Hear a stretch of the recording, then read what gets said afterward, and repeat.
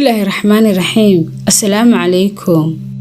Tani waa qaabka cagtaadu ay ka sheegayso shakhsiyadaada, sidoo kale waxay noqon kartaa mid aad u xiiso badan oo qusaysa qofka aad tahay adigu. Laakiin waxa aanad ogeyn ayaa ah in qaabka cagahaaga ama lugtaadu uu wax badan ka sheegi karo adiga shakhsiyadaada. sidoo kale waxay u muuqan kartaa waxaan macquul ahayn, laakiin khabiir ku xeel dheer cilmiga dib u eegista ama dib u milicsiga ee loo yaqaano reflexologist Marwo Jane Sheehan waxay tiri waxaad wax badan ka sheegi kartaa ama ka sawiran kartaa shakhsiyadda qofka adigoo eegaya cagihiisa. sidoo kale waxay sheegtay inay ku samaysay arrintan cilmi baaris muddo badan qaadatay.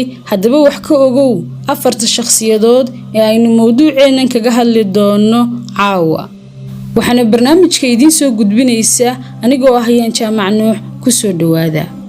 ta koobaad, shakhsiyadda lugta ee cagta qaabkan u samaysan waxaa loo yaqaanaa lugtii Roomaanka. taas micnaheedu waa in suulka weyn iyo labada farood ee isxigaa ay isleeg yihiin dherer ahaan, oo aanay kala gaabnayn, oo labada farood ee ugu dambeeya ay ka gaaban yihiin faraha intooda kale. haddaba haddii aad tahay qofka cagtan leh, muxuu qaabkani kaa sheegay adiga? waxaad tahay qof madadaalo iyo soo jiidasho leh. waxaad necab tahay fadhiga waqtiga dheer la fadhiyo. waxaad tahay qof ku dhiiran oo jecel inuu safro oo uu ogaado dhaqamo cusub iyo meelo cusub. sidoo kale waxaad leedahay xirfado badan ood ku gaari karto guul haddii aad tijaabiso. waxaad tahay qof jecel ama daneeya inuu yeesho rafiiq nolosha ah, sida saaxiib, jacayl ama lamaane. sidoo kale waxaad tahay qof jecel wax akhriska iyo waxbarashada. ta labaad, shakhsiyadda lugta B. qaabka cagtan waxaa loo yaqaanaa lugtii Gariiga. taas micnaheedu waxa weeye in suulka iyo dhammaan faraha intooda kale ay isdherer leeg yihiin. haddii aad tahay qofka cagtan leh, muxuu qaabkani ka sheegayaa shakhsiyadaada? waxaad tahay qof aamusan oon hadal badnayn. waxaad tahay qof caqli badan oo macquul ah, gaar ahaan marka ay timaado go'aamada adag. caadifad kuma go'aan qaadatid. waxaad tahay qof lagu kalsoonaan karo oo had iyo jeer aan agtiisa laga waayin saaxiibadii. waxaad tahay qof hawlkar ah oo karti badan. waxaad tahay qof aan jeclayn in la amro. sidoo kale waxaad tahay qof aad u jecel xaragada iyo nadaafadda. ta saddexaad, shakhsiyadda lugta C. qaabka cagtan waxaa loogu yeedhaa cagta toosan.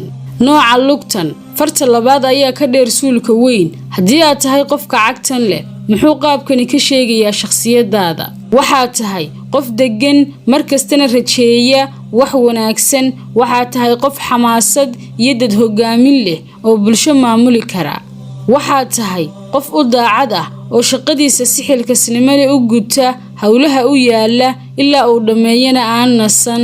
waxaad tahay qof jecel inuu caawiyo dadka oo aan iska weynaysiin. waxaad leedahay xirfado hogaamineed oo xooggan. waxaadna tahay hogaamiye dabiici ah oo u dhashay inuu wax maamulo ama dad hogaamiyo. waxaad tahay qof firfircoon oo jecel isboortiga oo hal abuur kala duwan leh. afaraad, shakhsiyadda lugta D. qaabka lugtan waxaa loogu yeedhaa cagta fidsan. Soomaali ahaan qofka lugtan leh waxaynu nidhaahnaa waa bilaa rays magaadho. rays magaadho waxaa la yidhaahdaa intiina aan garanaynin qaybta cagta dhulka la dhigaa marka aanay godnayn. tan macnaheedu waxa weeye suulka weyni wuu ka dheer yahay, dhammaan faraha kale oo dhammina way ka dambeeyaan ama ka gaagaaban yihiin. haddaba qaabka lugtani muxuu ka sheegayaa shakhsiyadaada? waxaad tahay qof ku fiican xafididda siraha ama inuu ilaaliyo siraha dadka. waxaad tahay qof daacad ah oo aan badanka aaminin dadka, maadaama aad ka foojigan tahay in lagu khiyaamo. waxaad tahay qof aragti dheer leh oo meel fog wax ka eega ama isdhaha haddaad waxaa samayso maxaa kaaga iman kara.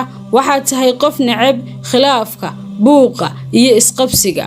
waxaad tahay qof bulsho la dhaqan leh oo qofka bartaa aanu si yar uga tegin oo uu jeclaysto waxaad tahay qof jecel dalxiiska iyo goobaha qadiimiga ah.